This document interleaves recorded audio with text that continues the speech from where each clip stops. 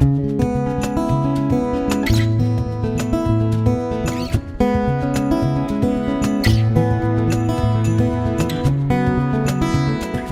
Pete from Cheap Homesteading, and I'm in the garage today, and I'm working on the Massey 231. We're going to install the timing cover, install the gears, and set the timing on the engine. So let's go. I find this is the easiest. If you don't have an engine stand, you tip it up on its end, and then you can install the timing cover without fighting against gravity with the gasket. So let's install the timing cover. So we had to order this gasket separately. It didn't come in that Reliance gasket kit, which made me a little disappointed because that totally shut me down. I couldn't finish my job, but so we had to order it from Agco, so that came in pretty quick, so I was pretty happy with that. But the Reliance kit, it wasn't in there, so in my book that was it kind of wrecked my day, but that's okay. So we are carrying on. So when you have a flat gasket, never put silicone on it, because what it does is the silicone helps the gasket slip out, which you don't want. I mean, it's awful, so don't do it. What I use is high-tack gasket spray, and you spray it on and it really makes it tacky more than anything. It doesn't give it that fluidity to push the gasket out. So make sure you never put silicone on these gaskets.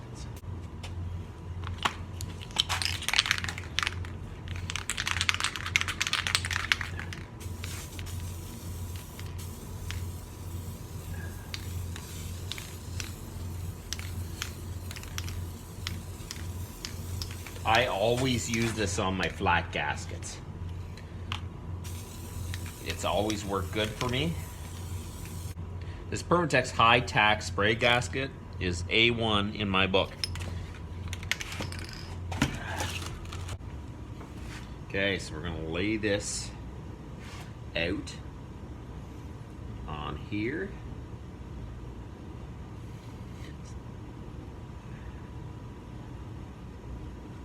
Okay, so there we go. So now we're ready to put the cover on. You lift the cover and get it all lined up and just set it down on the gasket. It would be so much handier if you had studs pre-made, but it's not necessary really. It's really important when you're disassembling, say, the timing cover, that you put all the bolts and all the gears and everything about the timing cover in one box, best you can anyways. So then when you go to reassemble, you only have to go through that one box of bolts. If you throw it everywhere, you have to figure out which bolts go where. Otherwise, if you have them all in one big box, you have to go through a lot more bolts to figure out which ones go where. And that takes a whole lot more time. Like here, I pretty well found all my bolts, and it wasn't too time consuming. In the manual, they don't have the torque for your front timing cover bolts. And they don't even have a universal torque. A lot of these books have a universal torque per size of bolt and thread pitch and everything. They don't even have that. But, and I was digging, and I have an old Kohler manual. Basically for 5/16 and 18 threads per inch. So grade 5 is 28.3. I'm going to use some brake clean, and we're going to put some Loctite on it. It's thread locker, because Loctite's a brand name. Permatex. This is the stuff I use at work, and it works good, so I've never had any problems with it.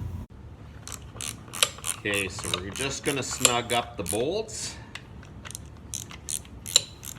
So it's really important when you're torquing down a fairly large cover that you torque one here, one here, one here, say one over here, one here. So you want the cover to be torqued down evenly. You don't want one side to be torqued and then you torque down the other side, because then you can actually break the cover. Okay, so I'm not gonna actually bring it to final torque. We're gonna go around and just snug up all the bolts.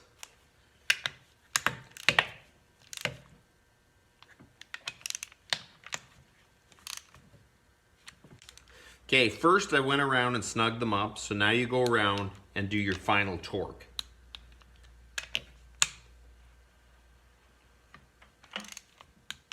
Clean piece of cardboard. You clean up the lobes from any dirt that might have got on there from the disassembly process. I like using a squirt oil gun like this. It's so handy when you're assembling an engine. You squirt it, it's clean engine oil, you rub it around on the cam or the crank, and then you can install it. This is definitely very handy. Okay, so we're going to install the cam. Okay, so I've already cleaned out the journals in here, and I've cleaned off the journals here, and I've lubed them with oil. So we're going to slide this down into position. Okay. Okay, so here you have the idler gear hub. You have two holes. There's one lineup hole and one lube hole. And you can see the bigger one slides over this. So like make sure that you put the right one over and it'll just slide down into place. Okay, so we're gonna put a little bit of oil on here.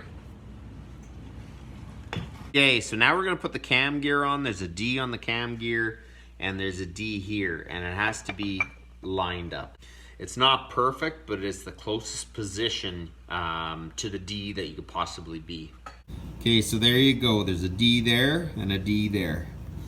So now we'll put the bolts on and torque it up.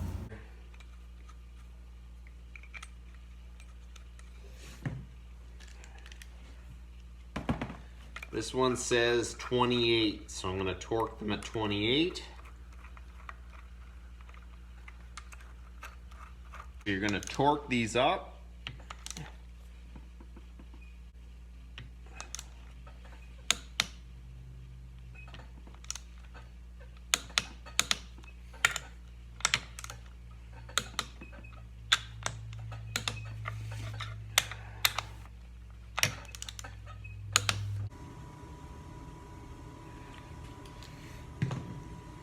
Okay, so the cam is in, the gear's on and torqued. The injection pump gear I never took off, but I checked it anyways, make sure it's all good. Now, here is your crank gear. Basically, there's corresponding marks on this idler gear.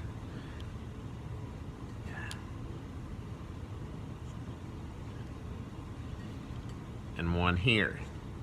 And they line up perfectly with keeping everything in time.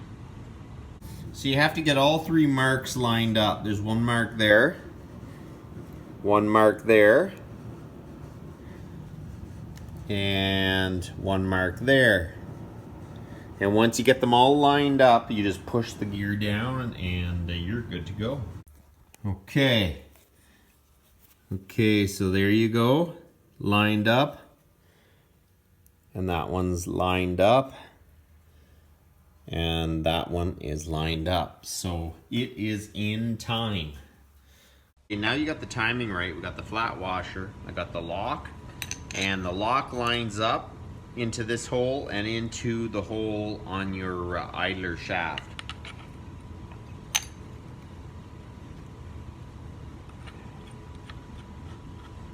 So now we'll find out what the torque's supposed to be. Idler gear hub set screw, 50 foot-pounds.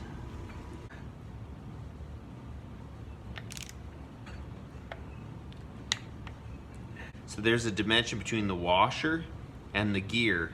You don't want it to be too tight, and if it is, it'll bind. And maximum permissible gear end clearance is 18 thousandths of an inch.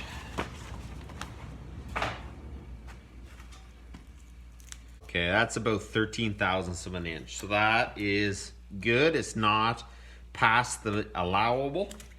Okay, so we know this is good. This is torqued, and we are going to mark the bolt. Okay, so this half moon piece that your oil pan goes around, you have to silicone here.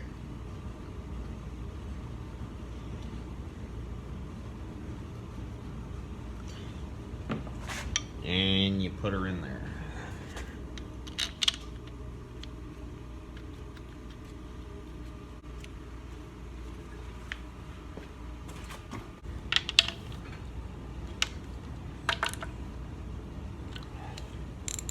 I finally had a chance to get back and start working on this Perkins motor again. It's been so busy around here, but I'm going to finish up installing the timing cover. We're going to scrape off all the gasket material.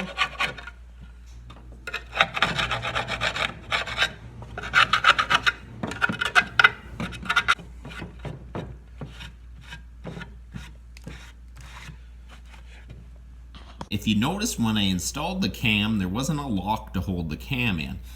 This spring rests up against the outside of the camshaft, and that keeps it in place. Okay, so these universal gaskets, like, they come with a few different variations. And this one is the one for it, but every time you go to use one of these things, you have to fiddle with it. Because it feels like it's too small this direction, but all the bolts line up. So we're gonna have to stick this down and try to hold it in place when we put it on. Okay, so I sprayed the gasket with high tack. We're gonna spray it, we're gonna leave it sit for a little bit, let it get tacky, and then we're gonna stick it onto the cover, and then we're gonna put the cover on. So we're gonna stick this on. I don't like these two-part gaskets myself. To me, it seems like it gives a whole lot more chance for something to happen and not be lined up or whatever that may be. Like, these don't even seem like they fit properly. That's the problem with aftermarket stuff. Aftermarket stuff is cheaper, but it never really seems to fit like it should. And as long as this doesn't come loose when I go to tighten it down, we're good. I think I'm gonna put a dab of silicone right on the joints, which I don't like to do because that just tends to want to make the gasket squish out when you put silicone. But I think I need to put something there. Okay, so now I'm gonna set this up in place, and I'm gonna have to visually see that little seam, that it didn't move.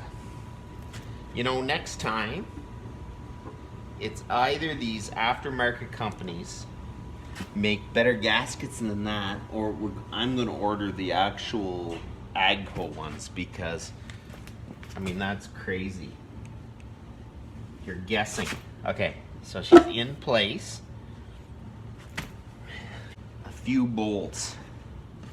And I'm not gonna tighten them up or anything, but we gotta find where the holes are in the gaskets. Here, that goes in here. So we need one more nut. People at Reliance Power Part, you know what I have to say about your gaskets? You know, some of them are great, but the one for the outside cover is awful. They're awful. It doesn't even properly fit. It's a little too tight this way. So when you go like this, it's always a fight to keep the little puzzle piece that holds the two halves of the gasket together. So next time I would probably use like rubber cement and glue it solid to the cover before I put it on. But you know, you live and learn. I mean, I'm using the screwdriver to make sure that the actual puzzle piece is fitting in as I tighten this side and then go to the other side. That's not a way to install a gasket. So if you go and install it, I would either get the AGCO one, which is one piece, or get some contact cement and glue it down to the cover first. But I got this one together anyways, so let's tighten it down. So I'm just gonna snug up the bolts, and then we're gonna find the Torx.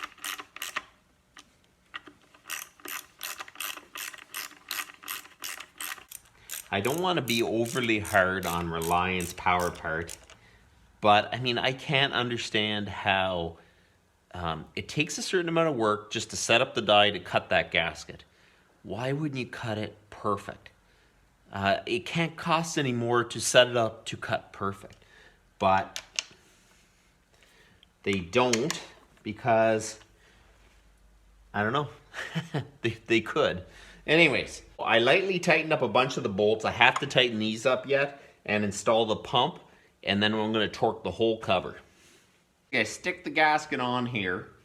I find it easier if you pull these bolts out just a hair. you get it in place, okay, and then you kind of move the pump a wee bit until the holes line up. Hopefully they all line up nice.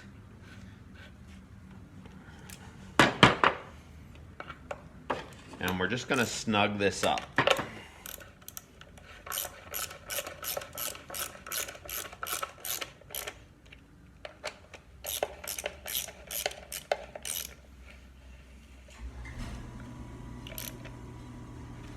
So in the manual, it doesn't give you the torque for the timing cover, which isn't very surprising.